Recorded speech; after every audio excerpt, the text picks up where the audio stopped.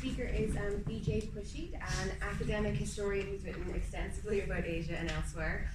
His most recent book, Red Star Over the Third World, has just been published, and it's available down at the back of the room for a donation of €10. Okay.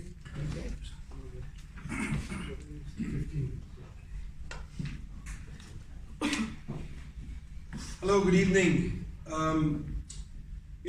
I'm very happy to be here because I'm very happy to see and support any venture of working people to build political parties to contest a very terrible situation.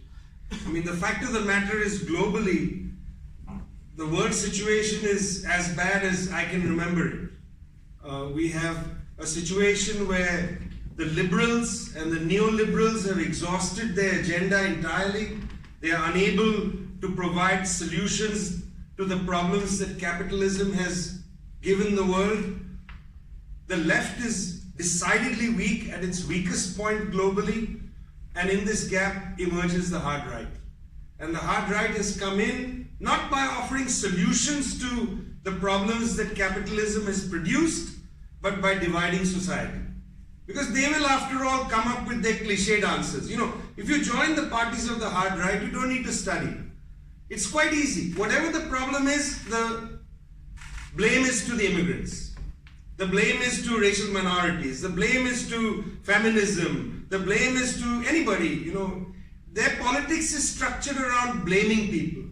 So for them, there is no need to actually understand the problems in the world. They will push the same policy framework as the neoliberals, but with a much harder touch, because they'll attack vulnerable people. I'm interested in this brief time to talk a little bit about why the left is weak and how globally we have to strengthen the left.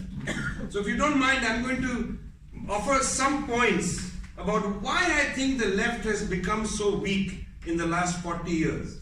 And how perhaps we need to walk out of this situation of weakness. First, there is an immense objective problem that we have to grapple with. Globalization as a word has largely disappeared from people's vocabulary, or it's not precisely understood what it is.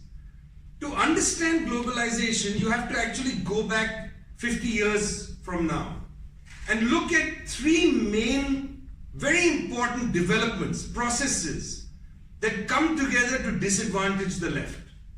The first set of processes was the development of new kinds of technology and new kinds of transportation.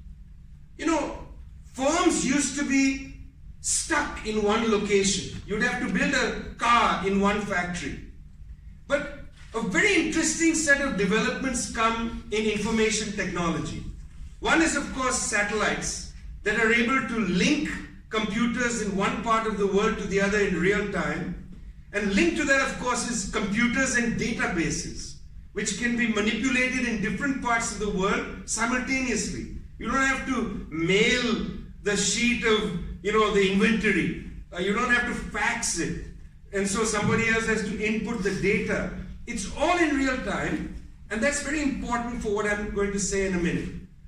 At the same time, you were able to produce transportation much more swiftly than previously. We moved from loading ships with jute bags, so you'd have stevedores at the ports carrying bags of goods onto ships, to containerization of ships.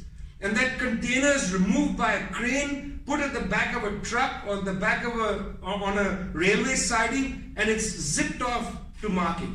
Now, what these two kinds of developments, the developments in communications and in database management and the communications in transportation did, was they were able to break up the factory. This is what we call the disarticulate, breaking down of production. Instead of making a car in one place, you could make a car in 15 different places. So that there were factories that made merely the steering wheel. This poses very important political challenges, which I'm going to come to in a minute. So that's the first objective problem that the left is going to face. And I'm going to come to what the political problem is of that in a second. Second major objective challenge was the collapse of the Soviet Union, the collapse of the people's democracies in Eastern Europe, and in a sense, the entry of Chinese workers to global capitalism. And in this, after the Third World debt crisis, the surrender of Third World labor to contemporary capitalism. What this meant was, previously, millions of people, in fact billions of people, were outside the claw of capitalism. In other words, they were hidden behind the Iron Curtain, where the law of value was different from what it was in Western Europe and in the United States and in other places. So transnational corporations couldn't access that labor. They couldn't access the labor in the Third World as easily.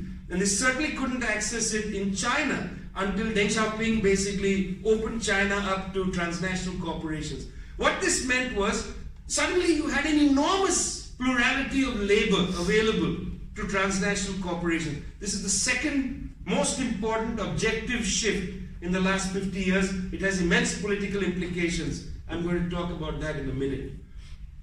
The third major objective change was when the advanced countries, Europeans and the Americans and Japanese, South Koreans, changed the nature of intellectual property rights. Now you might think this is such an esoteric thing, intellectual property rights.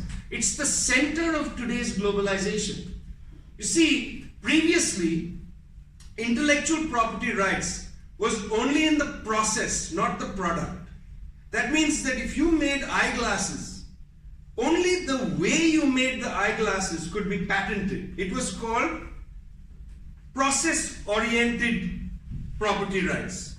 They shifted that in the last round of the General Agreement of Trade and Tariffs that formed the World Trade Organization to product-based intellectual property rights. That means that if you made a drug, pharmaceutical company made a drug, you couldn't reverse engineer the drug and make it in a different way to make it cheaper for people. Whether you made the drug in the identical way as the pharmaceutical company, let's say Pfizer makes it, or you made it in a different way, in either case you had to pay rent to Pfizer. So intellectual property rights were changed. All three of these changes, the satellite, the communications and transportation, the delivery of enormous amounts of labor to global capital, and finally the shift in intellectual property, advantages capital and disadvantages labor. Because what this meant was that you could now break up factories and have them all over the world, and big corporations no longer need to invest in those factories. In other words, big corporations don't in fact invest in very much. They hold their profits close to their chest. Subcontractors invest to build a little factory that makes, the rim for the brake pad. And that small investment is not possible for a subcontractor. They can't invest in building a giant car factory, but they can invest in a small factory that builds the leather outer thing for a steering wheel. You understand? So you now disarticulate investment. So big firms are now going to hoard their money, and small capital starts to invest along the global commodity chain, and they start competing with each other. Now, what are the political implications of this? The most important political implication is that trade unionism and the strategy of nationalization, both essential mechanisms of the left, become totally impossible. Why is trade unionism impossible?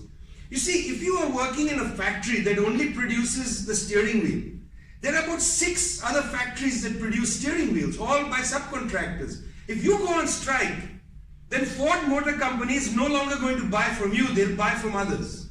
Your bargaining power is weakened by the breakup of factories. And you're also now bargaining against a subcontractor. So the big company doesn't care if you've gone on strike. They just change how they source what they need. So trade unionism's decline is not because unions are necessarily corrupt or whatever. It's because the structure of the economy has changed so badly for labor and advantage capital completely. So trade unionism is weakened. Nationalization. What are you going to do? Are you going to nationalize a factory that makes car engines? What are you going to do with the car engine? You're not making cars anymore. You can't nationalize a factory that makes cars, because if you nationalize it, you still have to sell it on the global commodity chain, and they will penalize you if you nationalize a factory. They won't buy it from you. And you don't have the capital to change that engine factory into making the whole car. So nationalization, a very important strategy for the left, was totally taken away by the structure of globalization. The second enormous penalty that the workers' movement faced in this last 50-year period was that with the entry of vast amounts of labor, in general bargaining power declined. But now also, the idea of socialism, the possibility of change, was taken away from us. People are working so hard that the possibility of joining organizations, coming to meetings, reading documents, all of this is deteriorated. The possibility of creating an organization where people are coming every week, spending 2 or 3 hours, is much harder now than it used to be. Previously, when you had a trade union, the union would bargain for you to get time to sit down and read union documents and so on. Now people work 1, 2, 3 jobs, they commute long hours. So that has an important pressure against organization, which is absolutely necessary for the workers' movement. Because workers don't get access to higher education. The trade union, the political party, that used to be the university of workers. But this is taken away from us now. You know, it's one thing to blame social media. People are spending all this time, social media, TV. I think it's a very wrong attitude. It's not the fault. Social media has merely filled in the gap. People sit on trains, they're bored, they've had long days, they're scrolling through Instagram. You can't blame people for being on social media. The structure has made it such that that's the only relaxation people have. It's a very elitist thing to tell people, don't do that, why are you doing that? What else is there in my life? That's a very big blow for the workers' movement. Finally, the idea of the future has been taken away from us.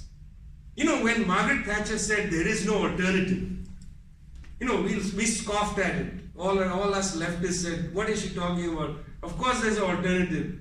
And the World Social Forum came up with a slogan. They said, another world is possible. I used to joke and say, yes, certainly, fascism is possible. What an empty slogan. We believe in socialism, not another world. It's too vague. We believe socialism is necessary, and so on, you know. But that idea is gone. You see, nobody denies the fact that there's a past. Nobody denies, sorry, I'm just looking at my clock. Take your time. Okay. Nobody denies the idea there's a past. You know, you'd be a fool to believe there was no past. I'm talking about our idea of time. The past exists, of course. We can study it, we can talk to our grown-ups about it, etc. Obviously, the present exists. I mean, we're all sitting here. This is the present. But the belief in a future doesn't exist. That's what socialism gave an entire set of generations.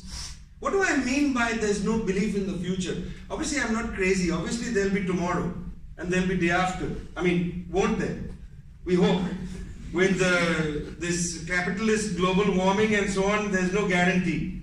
And if Trump bombs Iran tomorrow, no guarantee. Certainly for Iranians, there may be no tomorrow.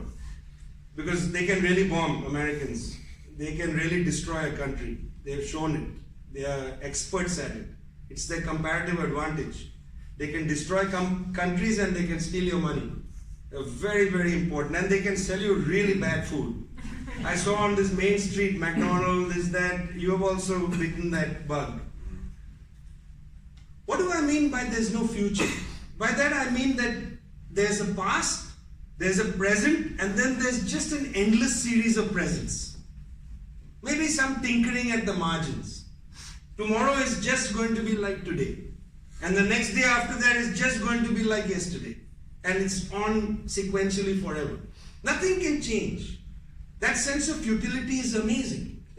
It's extraordinary and it's general in our societies. You can't say it's in that country, this country. It's in every country around the world that I visit as a reporter, that I visit as somebody who's interested in socialism. Around the world one sees, you know, this idea that things are just not going to improve. The idea of socialism as an idea, concrete idea produced by the possibility after the Russian Revolution, was that a future was possible. Something totally different could be constructed. That's gone. You know, this is why socialists have to be wary. And I'm going to now come to an end by talking a little bit about elections. Socialists have to be wary. Because for us, it's never just about coming up with the best policy framework. We should come up with policies. But it's not about policies. That's the social democratic position. Trying to fix things in capitalism. Trying to make tomorrow a better today, if you understand what I mean. That's not our politics. Our politics are to encourage people to take on their historical responsibility on this side of the class struggle. I mean, the issue is, the bourgeoisie for the last 45 years has been on strike. They have been on 2 strikes. You see, you will ask me, you said earlier, factories are built, broken up, and firms don't invest, right? And you say, I don't know what you're talking about. You know, Nike, for instance, and Apple, they don't make anything. Apple does not make any computers. The computer is made by Foxconn. It's not made by Apple. Foxconn is a giant Chinese company based in, among other places, in Shenzhen. Apple merely produces the intellectual property and then brands it. That's why that shift in intellectual property is so important. Because they can make an Apple phone, for instance, in 50 countries, bits and pieces from here and there. And then they assemble it, sell it, and collect rent off that phone. These big firms are rent-seeking firms. They are not producing things. They are not even that innovative. You know, when you look at the phones, every few years a new phone comes out. It's marginally different from the old one. Marginally different. Some changes may be there. They hype it up in the world of advertising and so on. Okay, but they are not making these phones. These phones are made by various other companies. Nike makes no shoes. They collect rent of their design. That's why rent is so important in globalized capitalism. It also makes it impossible to innovate as a country trying to break away from this world system that we live under. You see, what am I trying to get at with this? We are a weakened working class globally, and many people not even able to find work. A weakened working class.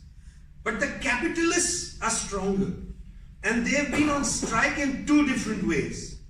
Firstly, they've been on a tax strike. For the last 50 years, capitalists around the world and the bourgeoisie have not paid taxes. Not even nearly to a humane level. They have been on tax strike. $42 trillion is sitting in tax havens around the world. This is a calculation our institute did. 42 trillion. And we think that's the tip of the iceberg. You know, 42 trillion US dollars is more than all the gold in circulation in the world today. Just imagine that. All the gold in circulation is less than the amount of money the rich have kept in tax havens. They are on a tax strike. That's a strike, my friends. That's the class struggle. This is not just tax evasion. I hate that term, tax evasion. Please join me. Use the phrase tax strike. The bourgeoisie are on strike. They are also on an investment strike. Banks are sitting on money. They don't invest money. I walk around this great city. The investments are so limited.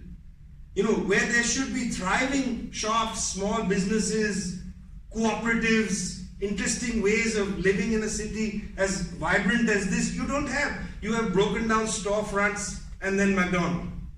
That's because the banks are not willing to invest. They are on an investment strike. This is the class struggle. They have ceased to invest in productive activity. So in this way, why does one go into elections? You go into elections not because you are necessarily going to come in and fix things. Elections are an opportunity to build the confidence of people.